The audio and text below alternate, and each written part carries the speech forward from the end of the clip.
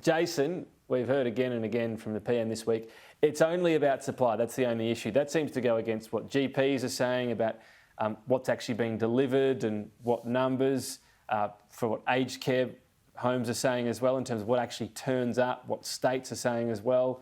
What about all those contributions to other things that are going wrong? So, Tom, I thought you were doing a very good job, and I'm sorry that I interjected between the debate you and Pat were having.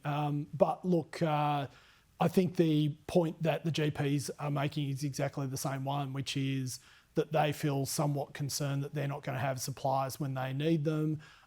The point that you make about the aged care facilities is that they've said that they haven't been able to, that some have found that they didn't get all the doses they were expecting. So, you know, look, the problem here is supply. The facts are pretty simple.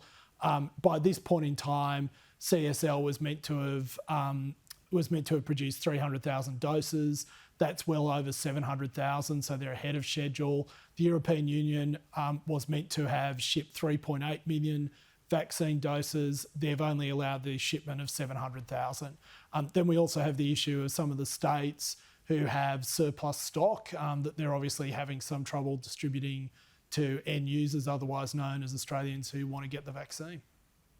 Wait, well, Jason, are you saying it's the state's fault? Is that seriously where you're ending your comments there? Well, Patrick, I think the facts speak for themselves. The states have surplus stock of vaccines.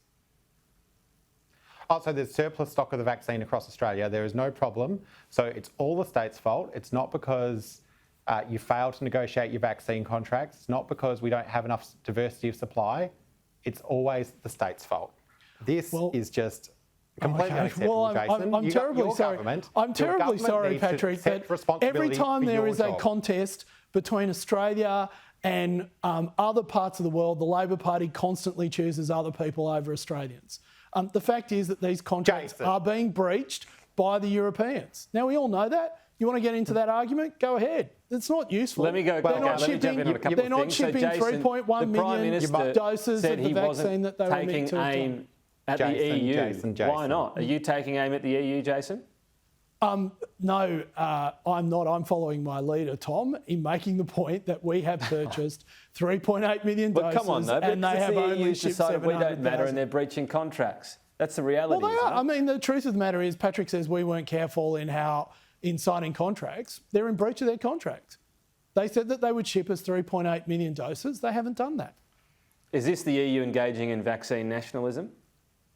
Well, Tom, you may say that, and indeed the facts seem to point to that, but I couldn't possibly comment. Because at the end of the day, that sort of fight is not really a useful one to have.